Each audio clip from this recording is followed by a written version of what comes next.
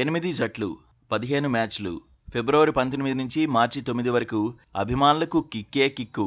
అవును, champions trophy ఉర్రూ తొలగించబోతోంది. మొత్తం 8 జట్లు ఢీకొట్టబోతున్నాయి. అభిమానులను ఎంటర్టైన్ చేయబోతున్నాయి. 50 ఓవర్ల ఫార్మాట్లో తలపడబోతున్నాయి. దీంతో అభిమానుల ఫోకస్ మొత్తం ఛాంపియన్స్ ట్రోఫీ పైనే పడబోతోంది. టోర్నీలో 8 జట్లను 2 గ్రూపులుగా విభజించారు. గ్రూప్ ఏలో భారత్, బంగ్లాదేశ్, పాకిస్తాన్, న్యూజిలాండ్ ఉన్నాయి. Group below Afghanistan, Australia, England, south Africa పోటీ పడబోతున్నాయి. గ్రూప్ దశలో టాప్ 2లో నిలిచిన జట్లు సెమీస్కు చేరతాయి. టోర్నీ ఆరంభ మ్యాచ్లో పాకిస్తాన్, న్యూజిలాండ్ తలపడబోతున్నాయి. టీమిండియా తన తొలి మ్యాచ్ను 20న బంగ్లాదేశ్తో ఆడుతుంది. 23న పాకిస్తాన్తో, మార్చి 2న న్యూజిలాండ్తో ఆడుతుంది. టోర్నీకి పాకిస్తాన్ ఆతిథ్యమిస్తోంది. భారత్ మాత్రం తన మ్యాచ్లను దుబాయ్లో ఆడబోతోంది. భారత జట్టు సెమీస్, ఫైనల్కు చేరిన దుబాయ్లోనే మ్యాచ్లు ఆడుతుంది. టోర్నీలో టీమిండియాపై భారీ అంచనాలు ఉన్నాయి. జస్ప్రీత్ బుమ్రా సేవలు అందుబాటులో లేకపోయినా బలంగానే ఉంది. టోర్నీ మొత్తం భారత జట్టు ఒకే వేదికలో ఆడటము కలిసిరానుంది. బ్యాటింగ్లో టీమిండియా సూపర్ సాలిడ్గా ఉంది. బౌలింగ్ విభాగం రిథమ్ అందుకుంటే భారత జట్టుకు టెన్షన్ ఏమీ ఉండదు. Captain Rohit Sharma, star player Virat Kohli form టీమిండియాకు కలిసిరానుంది. ఆతిథ్య జట్టు పాకిస్తాన్ కూడా బలమైన జట్టే. హోమ్ అడ్వాంటేజ్తో రిజ్వాన్ సేనా చెలరేగే అవకాశాలు ఉన్నాయి. దుబాయ్ కూడా పాక్కు కలిసొచ్చే వేదికే అనే చర్చ ఉంది. కాకపోతే పాకిస్తాన్ ఎప్పుడు ఎలా ఆడుతుందో తెలియని పరిస్థితి. నిలకడగా రాణిస్తే మాత్రం రిజ్వాన్ సేనను ఓడించడం అంత ఈజీ కాదని ఎక్స్పర్ట్స్ అంటున్నారు. పైగా ఇటీవలే సౌత్ ఆఫ్రికాపై పాకిస్తాన్ 350కి పైగా పరుగులను కూడా ఛేదించింది. ఆత్మవిశ్వాసాన్ని సాధించింది. కానీ ఆ వెంటనే న్యూజిలాండ్తో జరిగిన ట్రై సిరీస్ ఫైనల్లో మాత్రం ఓడిపోయింది. ఓవరాల్గా చూస్తే పాక్లో రిజ్వాన్ సేనపై అంచనాలు ఉన్నాయి. డిఫెండింగ్ ఛాంపియన్గా బరిలో దిగి టైటిల్ను నిలబెట్టుకుంటుందా లేదా అన్నదే ఆసక్తికరంగా మారింది.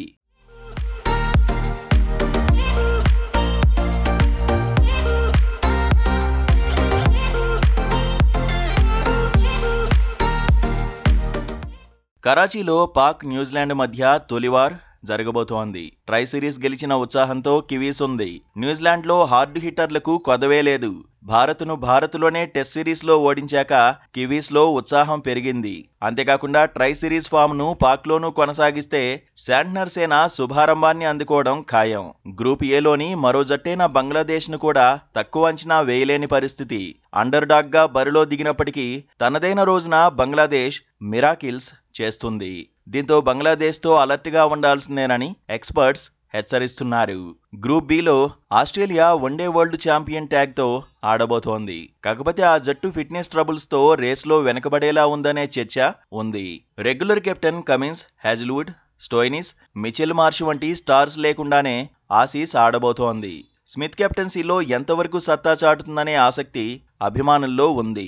ఇటీవలే శ్రీలంకతో వన్డే సిరీస్లోనూ ఆసీస్ ఓడింది. దీంతో పెద్దగా అంచనాలు లేకుండానే కంగారూ జట్టు బరిలో దిగబోతోంది. ఇంగ్లాండ్ బలమైన జట్టే అయినా ఇటీవలే టీమిండియాతో 3 మ్యాచ్ల సిరీస్లో క్లీన్ స్వీప్ అయింది. స్టార్ ప్లేయర్లు పెద్దగా ఫామ్లో లేరు. కానీ ఛాంపియన్స్ ట్రోఫీలో చెలరేగితే మాత్రం ఇంగ్లాండ్ డేంజర్ టీమ్గా మారుతుంది. సౌత్ ఆఫ్రికా మెరుగ్గానే ఉంది. సమిష్టిగా రాణిస్తే సఫారీలను ఆపడం కష్టమే. ట్రై సిరీస్ ఆడడంతో పాక్లో పరిస్థితులకు సౌత్ ఆఫ్రికా అలవాటు పడింది. ఉపఖండపు జట్టు ఆఫ్ఘాన్ను తక్కువ అంచనా వేయలేం. వన్డే వరల్డ్ కప్లో సంచలనాలు సృష్టించిన చరిత్ర ఆ జట్టుకు ఉంది. అందుకే ఆఫ్ఘాన్తో ప్రత్యర్థులు జాగ్రత్తగా ఉండాల్సిందే అనే చర్చ జరుగుతోంది. మొత్తంగా ఛాంపియన్స్ ట్రోఫీ ఇప్పుడు అభిమానుల్లో ఆసక్తిని పెంచుతోంది.